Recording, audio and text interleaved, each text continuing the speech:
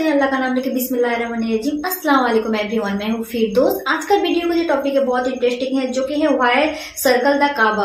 काबा की साइड में जो सर्कल हम जो घूरते हैं, ठीक है, जो हम हज करने जाते हैं, घूमते हैं काबा की साइड में, क्यों, उसका रीजन क्या है, क्यों हम लोग ऐसा करते हैं। तो इस वीडियो में जानेंगे क्यों, उसका रीजन क्या है, क्यों ऐसा लोग घूमते हैं, ठीक है। तो इस वीडियो में जानेंगे। वीडियो बहुत इंटरेस्टिंग, मुझे बहुत इंटरेस्टिंग लगेगा कि मैं भी नहीं जानती हूँ कि क्यों घूमते हैं, इसके साइड में रीजन क्या है, हज ऐसा क्यों करते हैं। तो वीडियो में जानेंगे, ठीक है। तो ये वीडियो जो है this is by the Kohistani का वीडियो, इनका बहुत अच्छा वीडियो है, तो आप भी जाके वीडियो को जरूर देखें। चलो वीडियो स्टार्ट करते हैं। आप सल्लल्लाहु अलैहि वसल्लम एक ही रात में स्टार्स, प्लैनेट्स, गैलेक्सीज को क्रॉस करते हुए जमीन से आसमान की तरफ गए। अब अल्लाह ने कुरान में एक जगह फरमाया है कि जमीन और आसमान के दरमियान हर चीज अल्लाह को सजदा करती है, विच मीन्स सारे stars, galaxies, planets, mountains, trees. लेकिन ये कैसे पॉसिबल है? सजदा तो इस तरह होता है, और कभी स्टार्स और प्लैनेट्स को हमारी तरह इबादत करते हुए किसी ने देखा है? लेकिन अल्लाह ने कुरान में बार बार कहा है कि ये सारी चीजें अल्लाह की इबादत करती हैं। तो यूनिवर्स के इन सारी चीजों में कोई ना कोई बात कॉमन, एक जैसी जरूर होगी।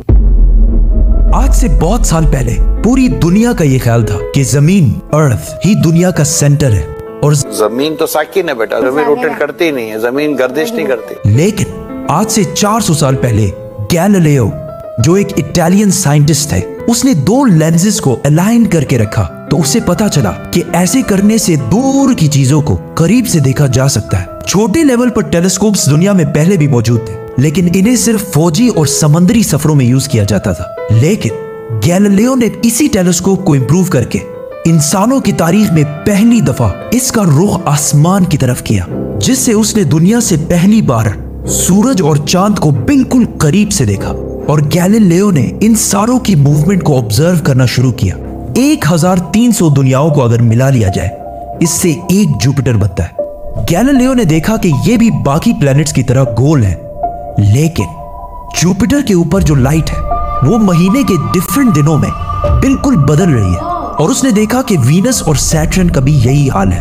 अब ये सब कुछ तभी पॉसिबल था कि अगर ये सारी चीजें सूरज के गिर्द घूम रही हो, दुनिया के नहीं। गैलीलियो ने ये बातें पूरी दुनिया को बताई कि यूनिवर्स का सेंटर दुनिया नहीं बल्कि सूरज है। लेकिन इस बात को सुनकर यूरोप के सारे चर्चेस उसके दुश्मन बन गए, क्योंकि उस जमाने के पोप का ये ख्याल था कि जमीन ही यूनिवर्स का सेंटर है, और सिर्फ पोप का नहीं, पूरी दुनिया का ये ख्याल था। जमीन तो साकिन है। जिसकी वजह से गैलीलियो को चर्च से ये सजा मिली कि वो हमेशा के लिए घर में बंद कर दिया जाएगा। लेकिन गैलीलियो ने अपना काम जारी रखा, और उसकी इन रिसर्चेस को बाद में पूरी दुनिया ने माना। इवन पोप ने भी गैलीलियो के मरने के 350 साल बाद पूरी दुनिया के सामने उससे माफी मांगी और कहा कि हम गलत थे और आप सही थे। आहिस्ता आहिस्ता हमें पता चला कि जमीन यूनिवर्स का सेंटर नहीं है, बल्कि ये सूरज के गिर्द घूमती है। और सूरज भी कोई इतनी बड़ी चीज नहीं है, बल्कि सूरज तो इसके जैसे अरबों खरबों स्टार्स की तरह मिल्की वे गैलेक्सी का एक छोटा सा हिस्सा है। और ये मिल्की वे गैलेक्सी अरबों स्टार्स से बनी हुई है, और ये सारे बिलियंस ऑफ स्टार्स एक ही सर्कल में घूम रहे हैं। हम तो सूरज के गिर्द घूम रहे हैं, तो सूरज जैसे अरबों खरबों स्टार्स मिलकर किसके गिर्द घूम रहे हैं? Super massive black hole. Have a supermassive black hole at their center.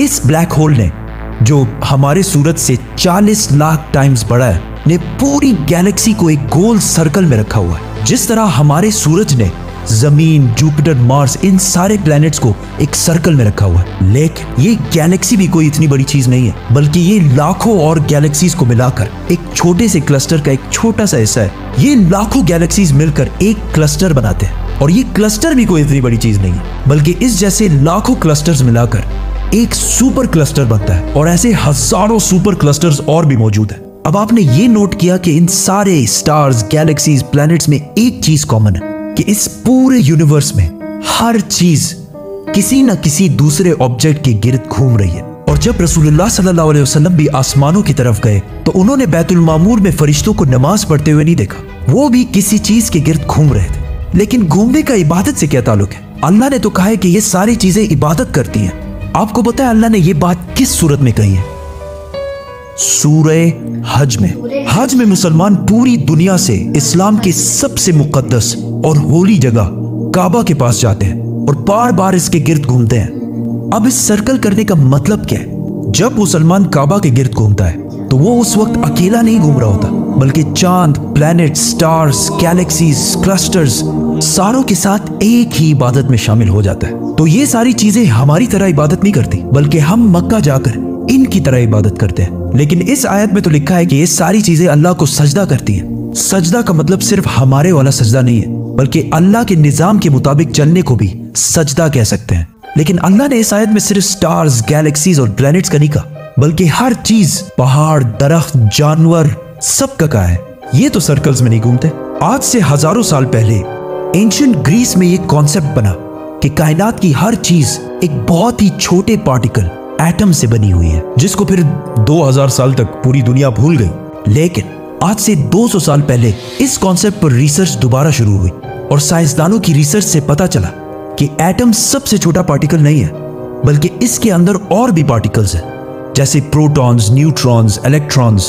Protons और न्यूट्रॉन्स हमेशा एटम के सेंटर में होते हैं और इलेक्ट्रॉन्स हमेशा इनके गिर्द घूम रहे होते हैं, ऑलमोस्ट बिल्कुल उसी तरह जिस तरह प्लैनेट सूरज के गिर्द घूमते हैं और स्टार्स ब्लैक होल के गिर्द घूमते हैं। जिसका मतलब है कि कायनात की हर चीज चाहते या ना चाहते हुए किसी ना किसी चीज का तवाफ कर रही है। और जब कोई मुसलमान काबा का तवाफ करने जाता है तो वो कायनात की हर छोटी से छोटी चीज, जैसे एटम के अंदर इलेक्ट्रॉन से लेकर कायनात के सबसे बड़े ऑब्जेक्ट्स, प्लैनेट्स, स्टार्स, गैलेक्सीज और इवन बैतुल मामूर में फरिश्तों के साथ एक ही इबादत में शामिल हो जाते हैं। हो सकता है इसीलिए इस्लाम में तवाफ करना सबसे बड़ी इबादत है। तो जब सूरह हज में अल्लाह ने फरमाया कि ये सारी चीजें मेरी इबादत करती हैं, तो ये हमारी तरह इबादत नहीं करती, बल्कि हम मक्का में काबा का तवाफ करके इनकी तरह अल्लाह की इबादत करते हैं। लेकिन इन सारी चीजों का तवाफ करने का एक फिक्स टाइम है, और जैसे ही ये टाइम पूरा होगा तब हर शख्स मालूम कर लेगा कि वो क्या लेकर आया है। वाह, मुझको ये वीडियो बहुत बहुत बहुत अच्छा लगा। मतलब हम लोग जो हज करने जाते हैं, काबा के जो साइड में घूमते हैं, क्यों कि इसमें बोलते हैं हम ऐसे घूमने से हमारे हज कबूल होती है। तो आप सोचो, अल्लाह ताला को हर कोई सजदा करता है, फूल, पत्ते, आसमान में जो प्लैनेट है, मतलब सूरज, ठीक है, और भी बहुत सारे प्लैनेट है, तो वो सब भी इसी सूरज के साइड में घूम रहे हैं। तो वही हम लोग जब हज करते हैं तो उन लोग के साथ साथ हम लोग उनको ही मान के हम लोग करते हैं, और हम फरिश्ते जो हैं वो भी ऐसे ही घूमते हैं। तो हम जब हज करने जाते हैं तो उनके साथ हर सूरज चांद भी उस टाइम में घूमता है, और हमारा मतलब जो भी पैगंबर है वो भी इसी घूमते हैं, ठीक है। तो हम इसलिए वो मैंने अल्लाह ताला ने बना के कुरान शरीफ में देखो सब कुछ है। मैं वीडियो को देख के पर्सनली इतना अच्छा लगा मुझे। आप भी जाके सच में वीडियो जाके देखो, मेन रीजन पता चलेगा कि क्यों हम लोग मतलब ऐसे ही घूम के ये करते हैं। आई होप आपको ये वीडियो बहुत बहुत अच्छा लगेगा। अगर वीडियो अच्छा लगेगा तो चैनल को सब्सक्राइब कर दो एंड वीडियो को लाइक कर दो। अस्सलाम वालेकुम।